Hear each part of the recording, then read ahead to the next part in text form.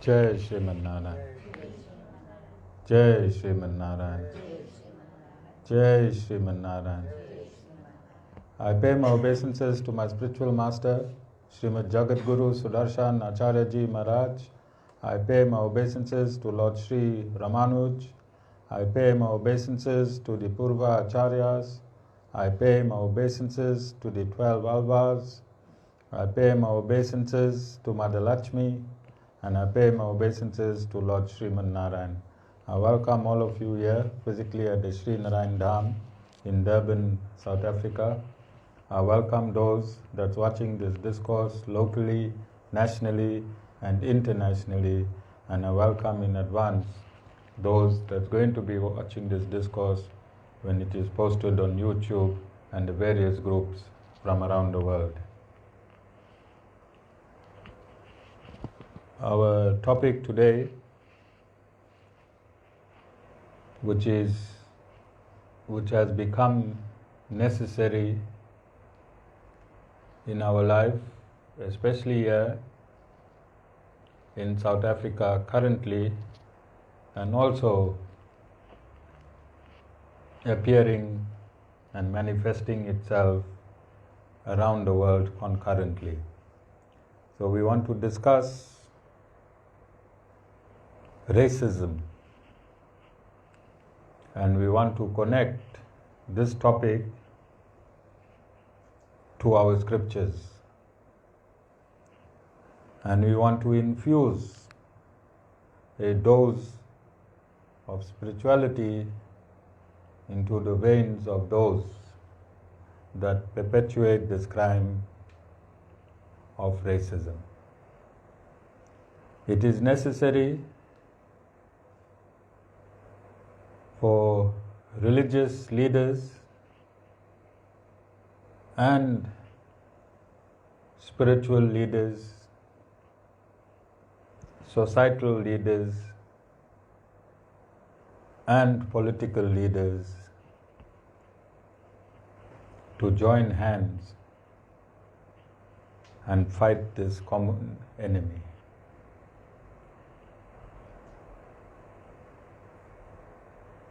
We experienced a few weeks ago in South Africa looting and destruction to property. We also experienced those that defended themselves from this looting and destruction of property, and others through a racial agenda got involved in atrocities against humanity. Racism is rife amongst all the races, and although Indians are a minority in South Africa, I, in my 58 years, experienced many of them as being outright and blatant racist. And we have to acknowledge this truth before we start healing. So those of you that are seated here, examine your heart.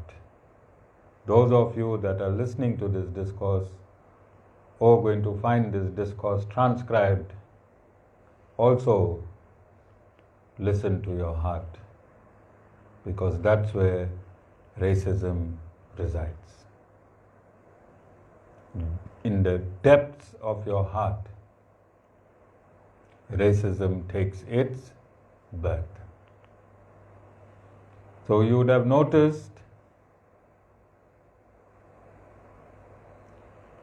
that when humans mob, then the mob mentality is born within the minds of humans who would be generally passive, righteous, and law-abiding. I'm using the word humans. I'm not using the word Indians.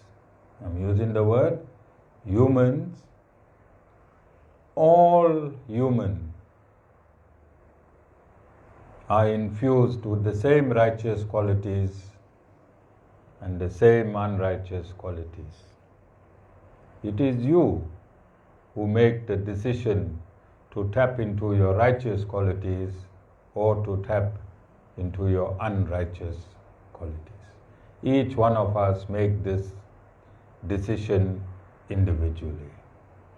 But when we are in a mob reality, in a mob zone, we can see and determine our righteous consciousness collectively or our unrighteous consciousness collectively. You have all witnessed this in the past few weeks, have you not? On one side, criminality took its birth through looting and arson and destruction of property, and you saw the mob mentality. On the other side, righteous citizens, in the absence of law and order in this country, took righteous decisions and defended South Africa. Today, South Africa is still alive because of its righteous citizens. And if you'll notice and take stats, then the righteous citizens were more than the unrighteous citizens. Yes or no? And it was because of greater righteousness in South Africa and righteous citizenry that we were able to abate what was going to be a horrific catastrophe for our country. We have witnessed righteousness can combat unrighteousness. Truth can combat untruths. Lawful citizens can combat unlawful citizens. Have you not witnessed this in South Africa in the past few weeks? When righteousness pervades your consciousness, the power and potency is so great that God gives you His grace. And through the grace of God, it does not matter what physical race you belong. As long as you belong to the human race, the particle of the Supreme Lord courses through every vein of the human race. And you witnessed it in the past few weeks. You saw blacks, Indians, whites and coloreds righteously defending their country. And the power that was exuded through each of these humans were identical.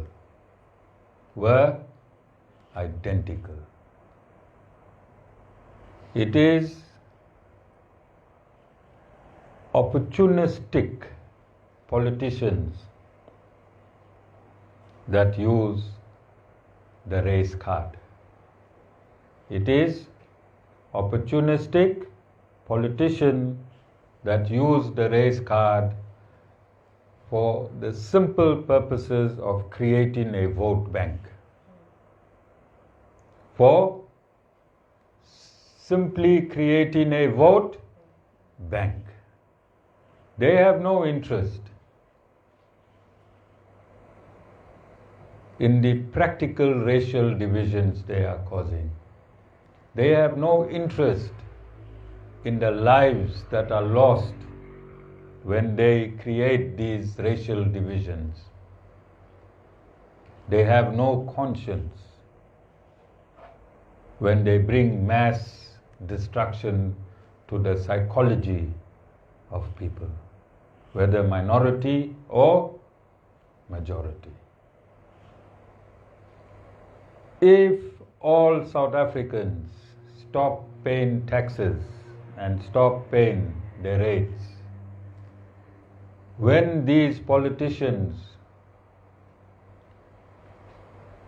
cannot dip into the cookie jar anymore, then all these ideologies that they manifest into the population disappears with them. As soon as they cannot make any money anymore, they forget their allegiance to their ideologies. So these politicians that divide you is there to make a quick buck.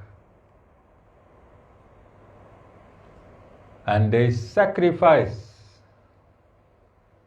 human life for status and money. And I'm spiritualizing this discourse. I am spiritualizing this discourse because these are created human entities. And the creator of all entities, all living entities, is the Supreme Lord. And when the Supreme Lord creates, and when we trace the scriptural library, we must find answers. We must find answers to the dilemma that we as South Africans faced a few weeks ago. The Americans faced the same dilemma a few months ago, yes or no? And currently today, if it is not racial division, then it is religious division around the world. There is no country at peace today. Today, what's the date today? 8th of August 2021. As I deliver this discourse, no country in the world is witnessing peace.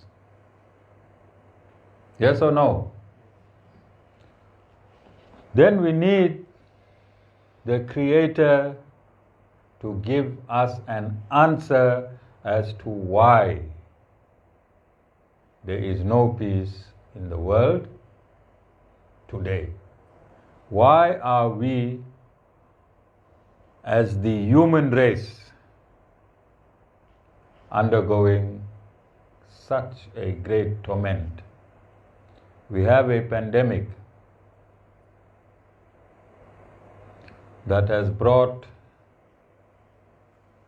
the greatest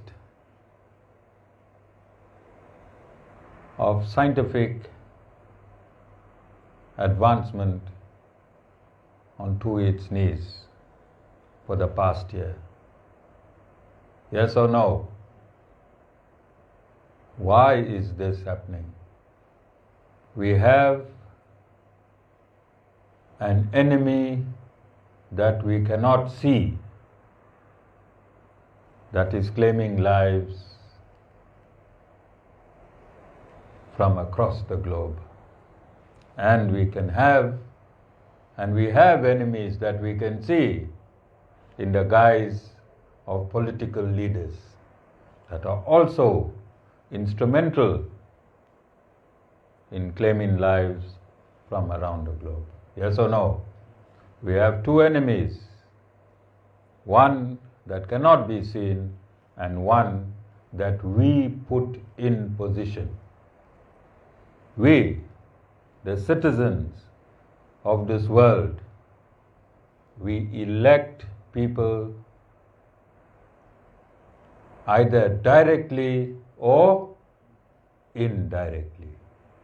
If you do not cast your vote and a wrong person gets into power, it is you who did not cast your vote put that wrong person in power as the person who actually voted and put that person in power. Yes or no?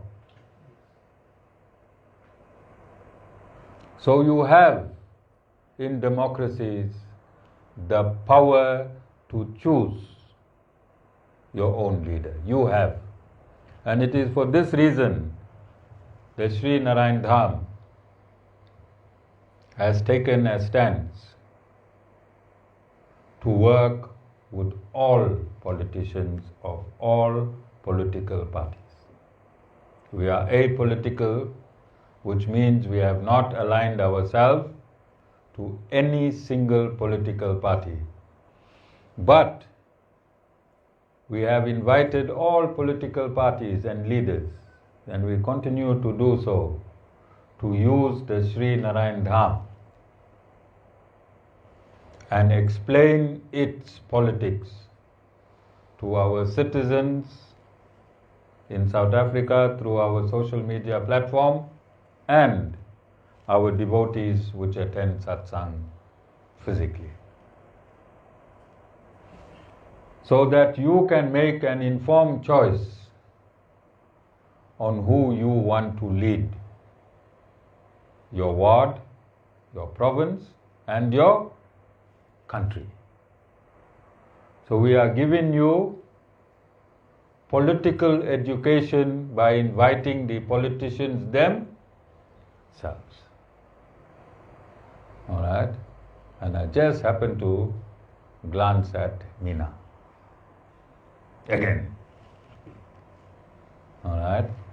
So if when the Guru says Meena is Bhadra Kali and you don't believe me, go and look at Facebook yesterday and look at Kali Mata's photograph next to it. The only things that's missing, Meena is not wearing the 100 heads. The tongue is out in the same grimace as Bhadra Kali. You'll see no difference between Meena and Bhadra Kali. Only difference,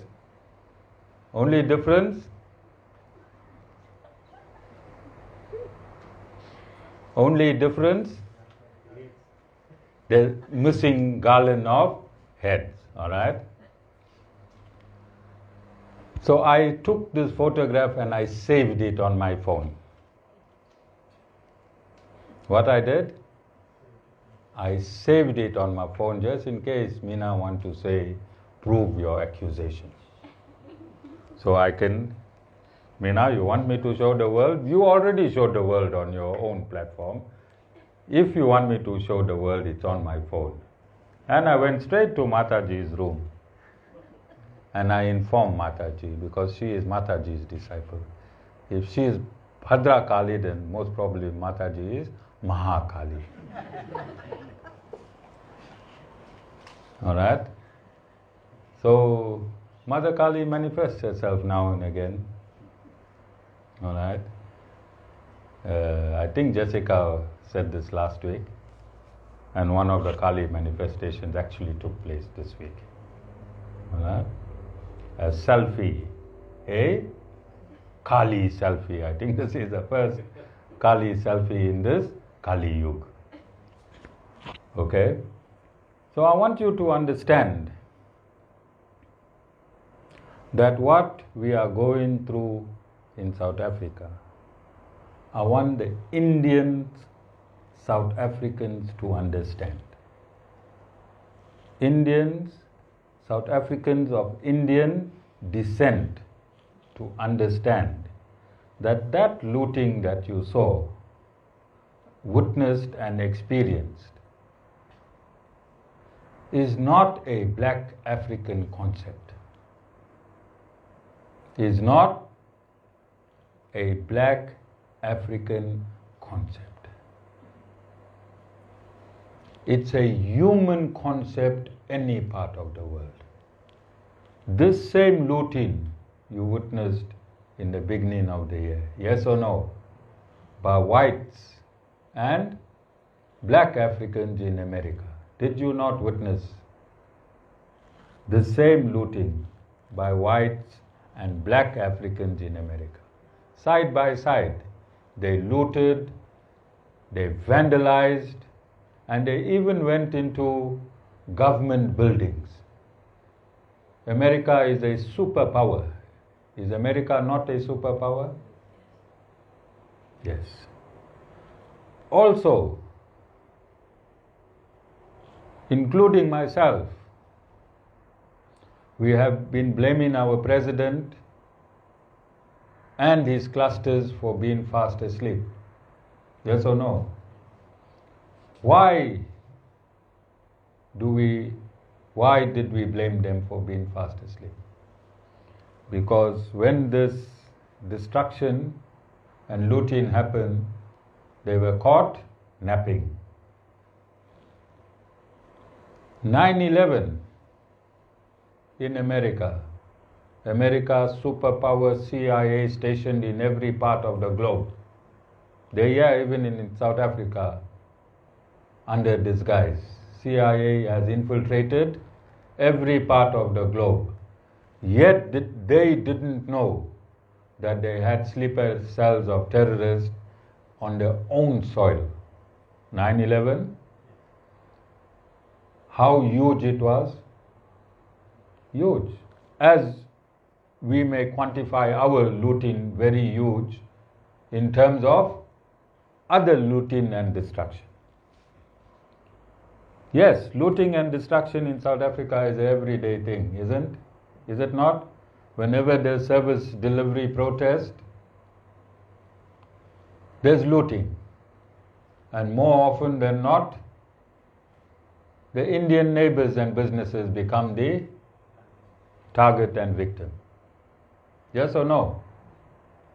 And we experience this very, very often. And there's no reparation from the South African government, are there? So there are many, many, many dynamics that are involved in what is happening in South Africa. Similarly, that the same incidents are occurring around the world today. So when we trace back and when we want to find answers, then you'll find that these answers are already categorized and catalogued in the library of our eternal knowledge. In the library of our eternal knowledge. From that library of knowledge, it is stated that we are in the 4th season of creation. We are in the 4th season of creation. Like we have our solar seasons, summer, autumn, winter, spring. Similarly, we have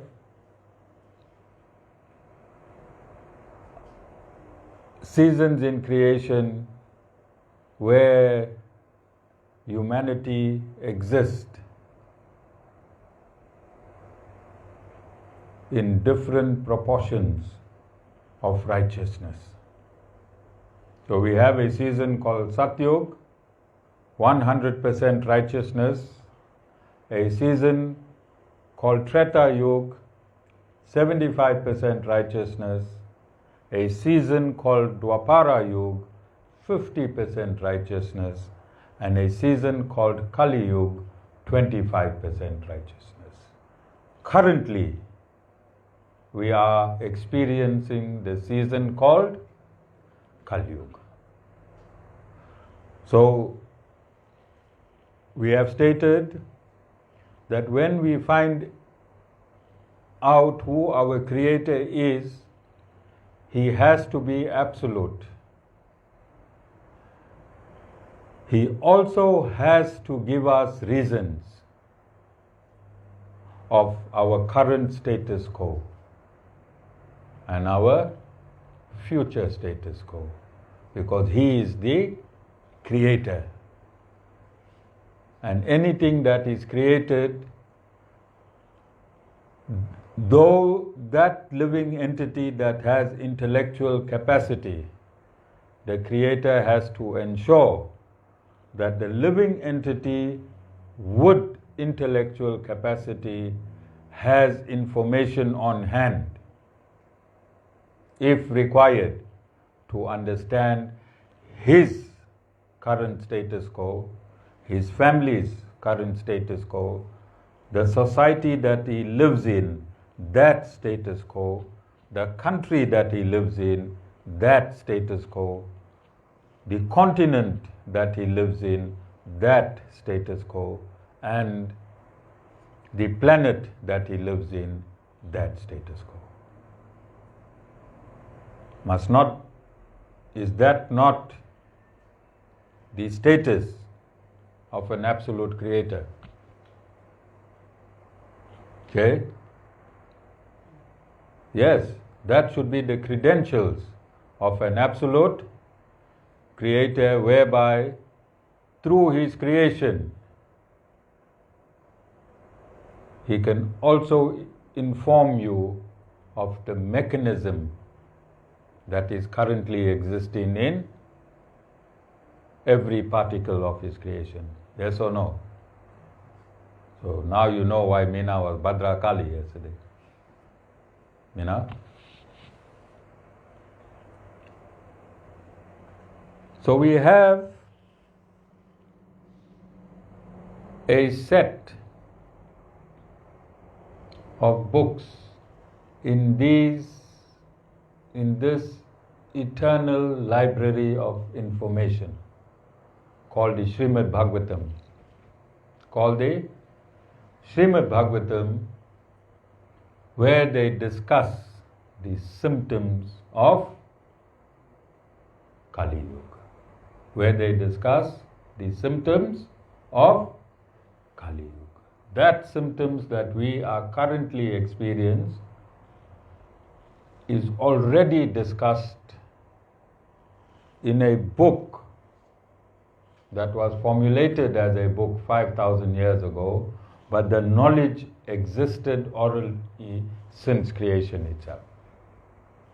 And as I've told you on many occasions, this current creation is already 155 trillion years.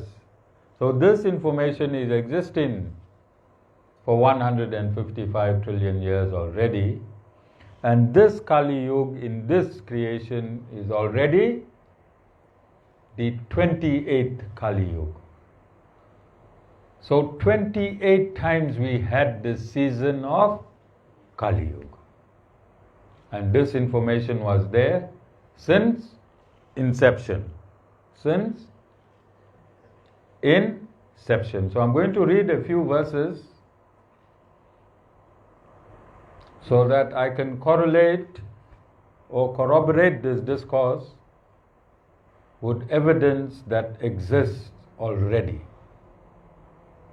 Evidence that exists already describing this season that we are currently living in.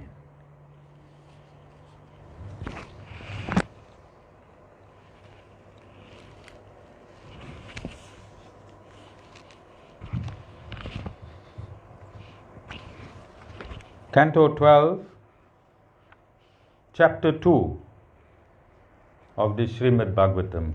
Canto 12, Chapter 2 of the Srimad Bhagavatam, Text 2. And it reads, in Kali Yuga, wealth alone will be considered the sign of a man's good birth, proper behavior and fine qualities, full stop.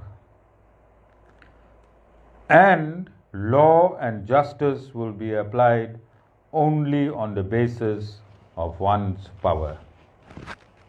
Are we experiencing this in South Africa? Have you seen a very powerful person being put in prison?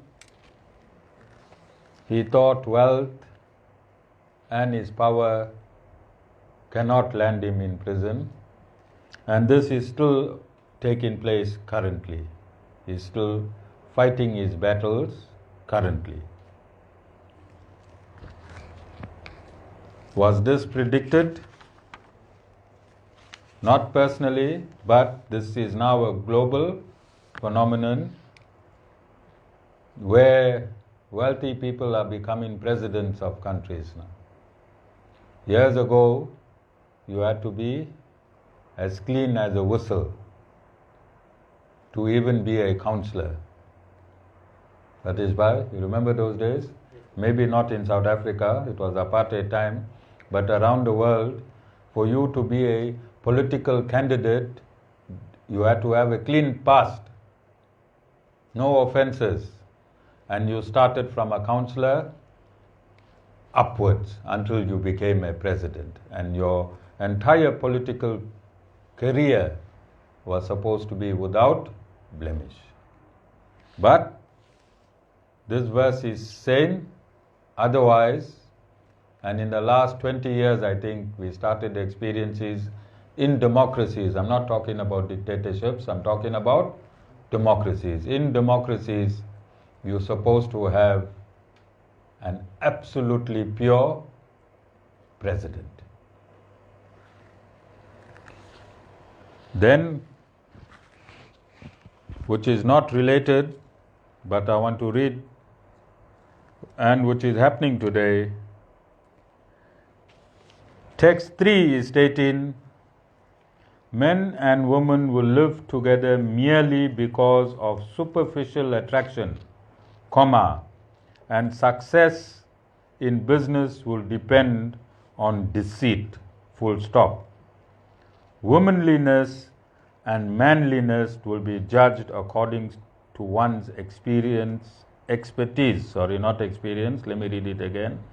Womanliness and manliness will be judged according to one's expertise in sex, and a man will be known as a Brahmana just by his wearing a thread. Yes or no?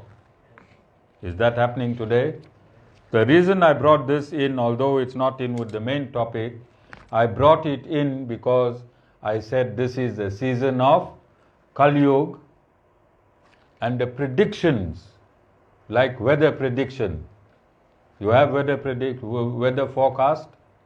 It will tell you which day it will rain, how many % chance of rain, sunshine, how hot, how cold.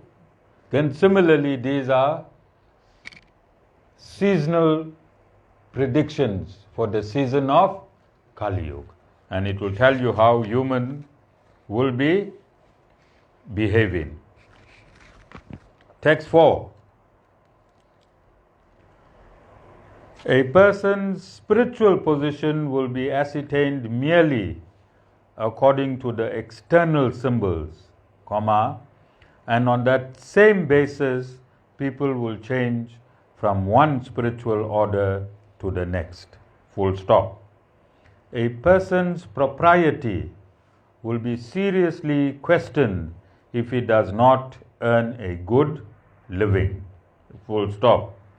And one who is very clever at juggling words will be considered a learned scholar.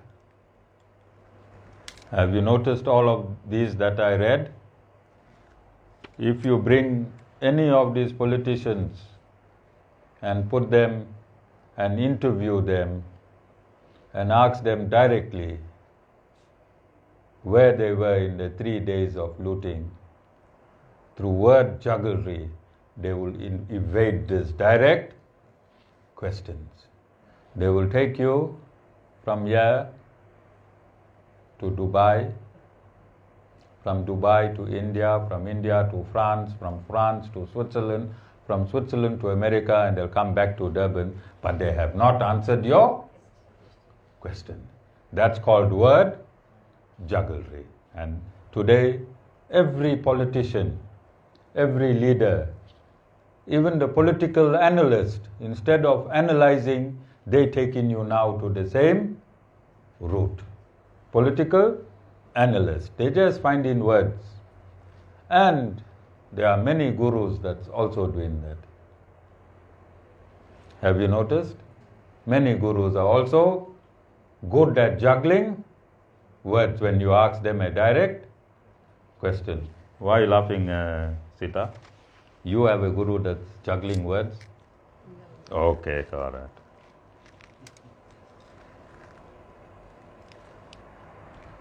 Five.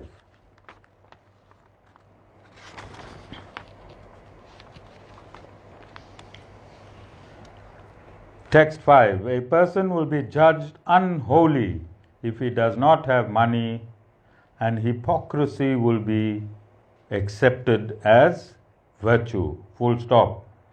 Marriage will be arranged simply by verbal agreement, comma, and a person will think he is fit to appear in public if he has merely taken a bath.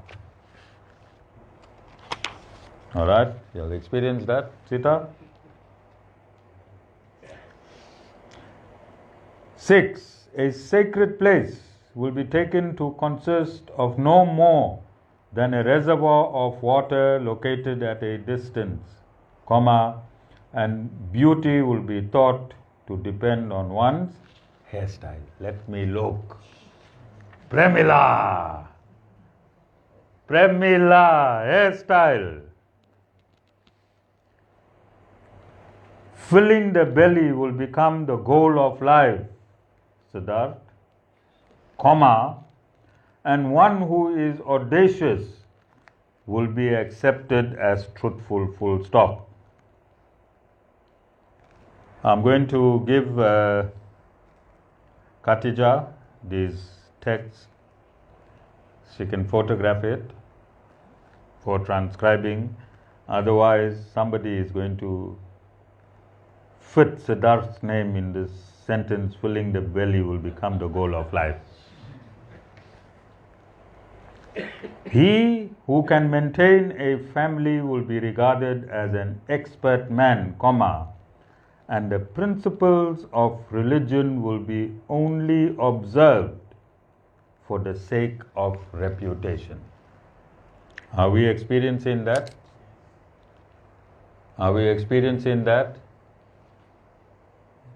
And this is why those that attend the satsang for reputation, I allow them to exist as long as they can, and then I give them the boot.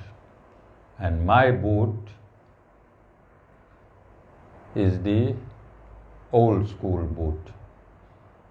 Old, it has a metal cap over the toe, the whole region. And this is the spit and polish type of boot, Satish. You remember those boots? So when it makes contact, what happens? You land very, very far away. Okay? So don't join this satsang for reputation. Don't go outside and repute yourself to be a satsangi or a devotee of the Lord if you are not a real, proper devotee of the Lord. If you do not know how to become a devotee of the Lord, that is why the Guru is here, to teach you how to become a devotee of the Lord. Anyone here, Dave, you became a vegetarian for reputation or for your own union with the Lord? I can't hear you, Dave. Not to show your wife you are higher than her in status? Okay. All right, Bobby. It's his right reason he became a vegetarian. All right? Please do things for the right reason. Please, if you want to be in association with the satsang, do things for the right reasons. You don't earn any merits by attending a satsang to become popular. Although this satsang, everyone can become popular. You can have your 15 seconds of fame because this satsang is broadcast live around the world. All right? Like Meena. The whole world will know she is the latest personification of Bhadra Kali. If anyone is looking for Bhadra Kali, they'll find it in the Sri Narayan Dham. They'll find Meena. All right? Can you see how weather is predicted? Because weather take cognizance of seasonal changes, daily seasonal changes. Similarly, God has provided enough evidence for you to understand your current state of life. All you have to do is find the right satsang and make the right enquiries. All the answers are already catalogued and ready to be delivered to you. I just want to read a few more.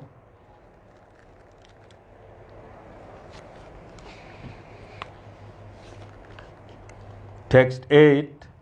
As the earth thus becomes crowded with a corrupt population, whoever among any of the social classes, we must never ever use the word caste. We don't have 4 castes. We have 4 social orders. We have 4 social orders. That word caste has been coined by the British. When they wanted to divide and conquer India, they changed the word from social order to caste so that they could pit one Indian against the next, divide and conquer. Vishwadhar used the word in his last discourse, there are 4 castes. We do not have castes. We have social orders. The 4 social orders are Brahmanas, Kshatriyas, Vaishyas and Shudras. The priestly class, the administrative / ruling class, the commercial class and the workforce. The workforce.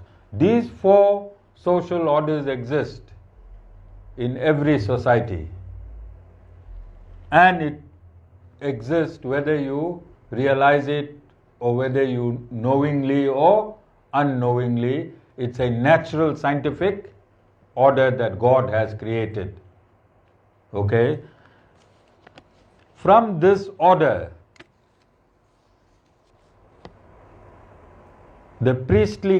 it was the duty of the priestly class to guide the ruling class, to guide the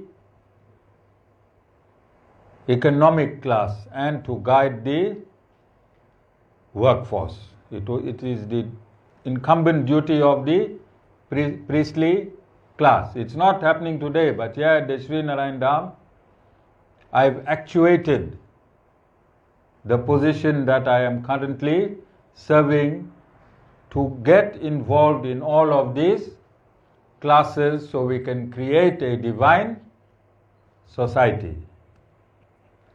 Our efforts might not be immediate, but this information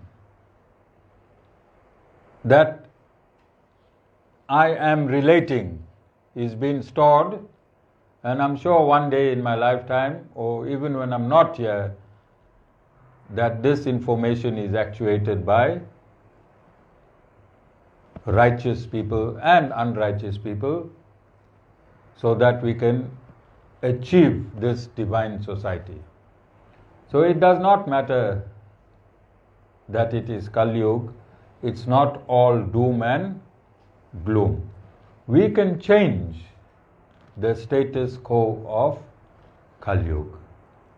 All of you has capacity to change the status quo of Kali Yuga. Like you change winter into summer, you have installed air conditioners, heaters.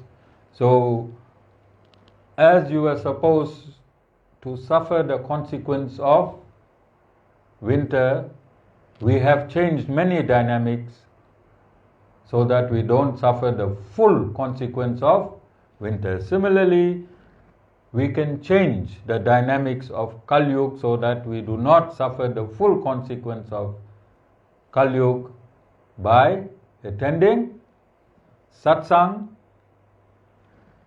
following the instructions of the Guru, and going out and living the instructions of the Guru. Because when you live the instructions of the Guru, there's always someone that's going to be attracted to you on the outside. Somebody else on the outside will want to be like you. And I remember my old days, Sundays,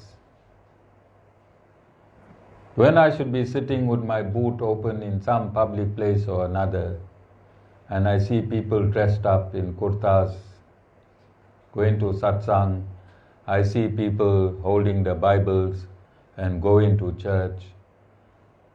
As a collective, we used to mock these people. That is why we used to mock them, because we were having a party day and people were going to satsangs, people were going to mosques, and people were going to churches. And what we used to do day by? You were part of it today? Okay, Dave is lucky. Jay, you remember those days? Yeah. But deep inside, we always felt how nice if we could be clean like these people, to dress up like them and go to mosque or go to church or go to a satsang. Yes, Jaibai? That inner feeling was always there, but outwardly we would mock these people. Alright? So similarly, this outward symptom of Kali Yuga cannot be negated fully and made into Satyuga. But we can bring in components of Satyuga in Kali Yuga. Alright? And I said, at the Sri Narayan Dham, 1 plus 1 must equal to 2. When we are in the midst of winter, if we heat our car, if we heat our office, and if we heat our bedrooms, if we heat our house, did we bring in elements of summer into winter? Did we experience summer in winter?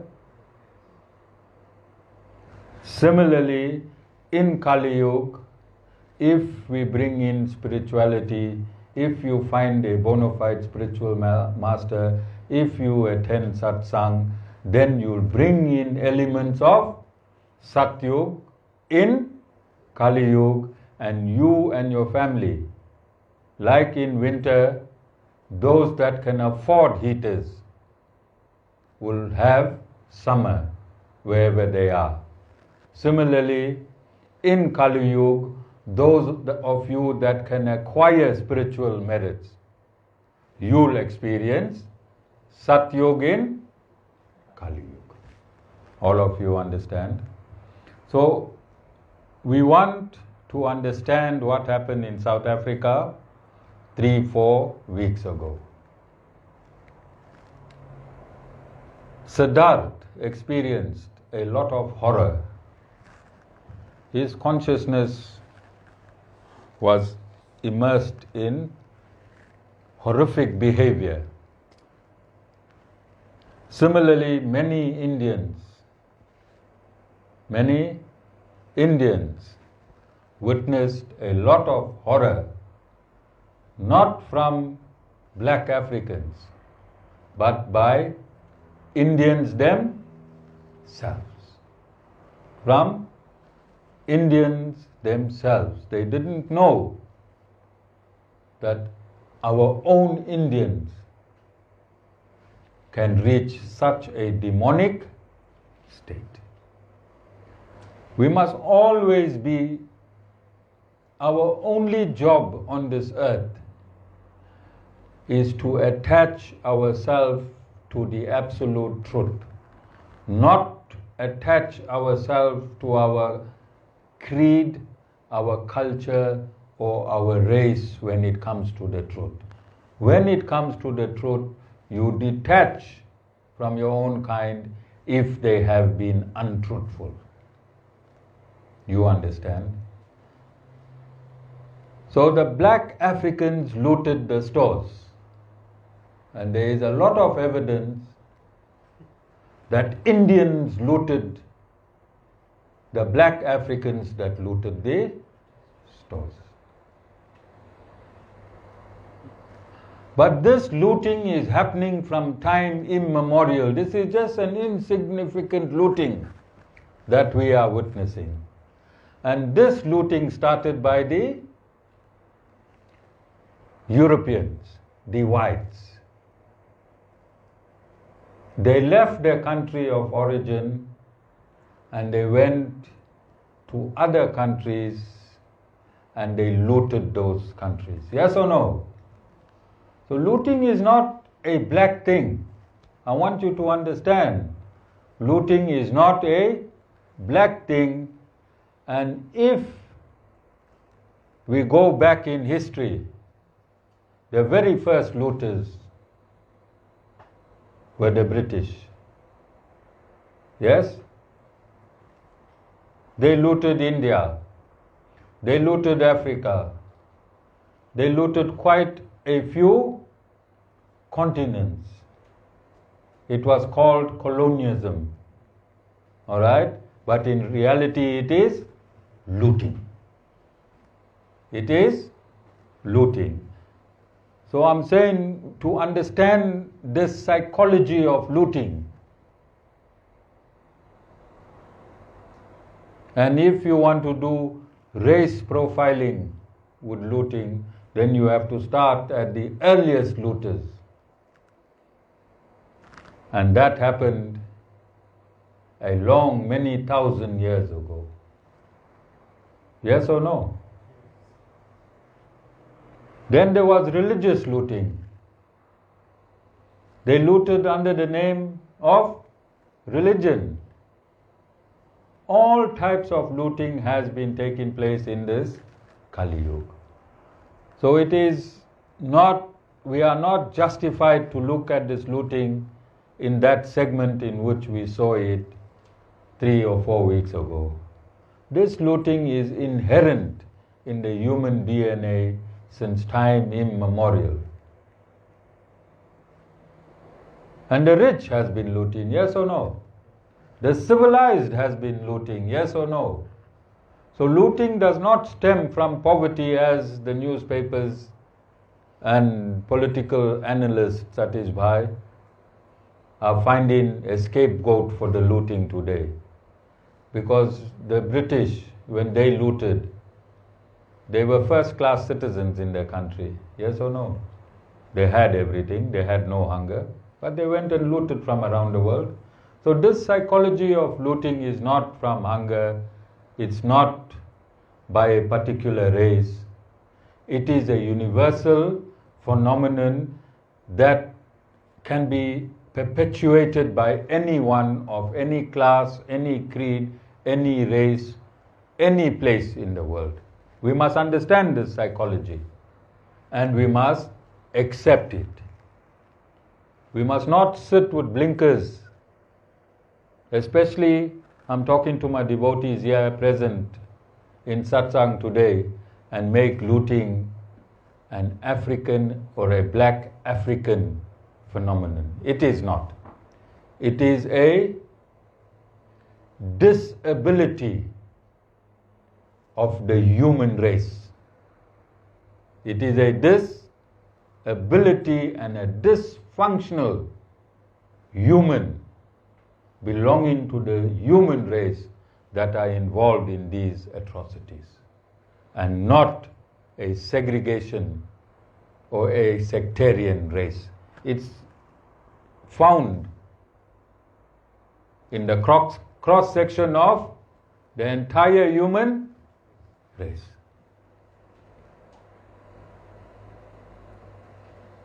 And then the last thing we need to discuss, which we're going to continue discussing next week, is called state capture. Jai Bhai, when you think this state was captured? A long time ago. How long time ago? 2,000 years. No, this currently South Africa. When you think it was captured? Oh, it was captured when the nationalist government. Yeah. The ANC came into a captured state already. That negotiations 1986 with Nelson Mandela, when they took him out of Robben Island and placed him in Cape Town, it was already state capture. All these negotiations that took place, Satish Bhai, took place through state capture. It's captured even further. And captured even further. So we need to understand state capture. Don't let the media run a narrative. I shared a post. If we stop the media for 4 months, do you know how much of peace will reign all over the world? How peaceful the world was when we were reading newspapers. How peaceful the world was when we were reading newspapers. And the journalist of that time would put 2 points of view. You all remember reading the newspaper? A journalist will put both points of view. They'll tell you what actually happened, and a journalist will never report if they only had one side of the story. The journalist only reported if it was balanced journalism with both sides of the story. That was the law. And today, the media, this stage capture of today, and the reason former President Zuma is in jail, is because of this narrative of state capture. This narrative brainwashed South Africans into believing that the state capture is a current situation, and it starts with the Guptas. They even termed the name Zuptas. Have you all seen? That's done by the media. Alright? Do not believe this current media, because they are also part of the demonic side to usher in the ingredients of Kali Yuga. Alright? These are things we need to understand. Look, today is our first satsang after 5 weeks or 6 weeks. How many of you have dipped low in your spirituality because we had a 5-week absence? Almost all of you, isn't? You dipped low in your spirituality because we are following the regulations of our country. But then you'll notice that a few days ago there was a march in Phoenix. No face masks, no social distancing. Prior to that, there was a march at Nkandla. No face mask, no social distancing. Then you will note last year, and there's video circulating on social media, where a group of Muslims were praying in a basement, and in their prayer, the police went and booted them in their praying position. The army assaulted people last year, April, for coming out into groups or going to the shop or doing something in a group. That same army was absent 3 or 4 weeks ago. That same police who had so much of strength to kick praying people had no strength to stop crime for which they are trained. You understand? So we have to discuss this. We have to understand the psychology of this. And we have to become strong as a community. It is an Indian thing to sit and let others do your work. Yes or no? It is an Indian thing to sit and let others do your work. We need to change this as South African Indians, and we have to become part of the work. We are a minority in this country, but you can't sit back. I remember when I became an activist when I was in Standard 8, and I was reprimanded by my elders. They said, "You're going to bring shame on yourself and shame on our family. Those that are activists, let them continue. You have to sit." I did not listen to anyone. I went out, and I'm an activist right up until today. And I've changed my life, and I'm sure I changed a few other lives just by being an activist. So the message today is that the Indians of South Africa have to join hands with the black Africans that are standing for a clean government. Get involved with political parties. Go and vote on your voting day. The reason the ANC has gone so far that they don't even care for the citizenry. Does the ANC care for its people anymore? No.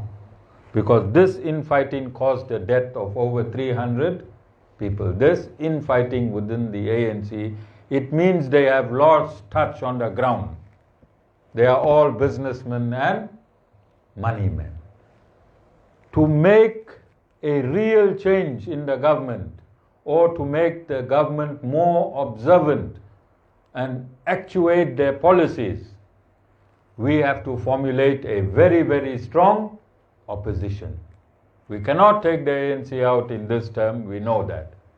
But if we have a very strong opposition breathing down the neck of the ANC, then they're going to start aligning their duties properly. And the duties will be citizen-bound instead of self-bound, because now they know the competition is right here. At the moment, they have no competition. At the moment, they have no competition. So don't sit and cry if you didn't vote. Don't sit and cry if you are not actively involved in your community. Every community has a community forum. Go and get involved in these forums. Go join their WhatsApp. Go get involved. Become an activist. Become an activist and make sure you participate in the land of your birth. This South Africa belongs to you, and it belongs to me, and it belongs to all that has been born in it. Everyone is a settler besides the Khoisan. Every other person in South Africa besides the Khoisan is a settler in this country. And all of our settlers should enjoy the same constitutional right. All of you understand? So don't think of India. Forget what Sagar has said.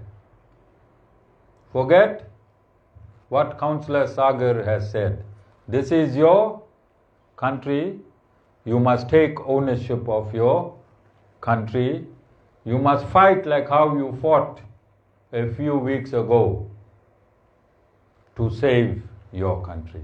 This country was saved by God and His righteous citizens, not by the army, not by the police force, and not by President Cyril Ramaphosa. This country was saved by God and its righteous citizenry that includes the blacks, the whites, the coloreds, and the Indians.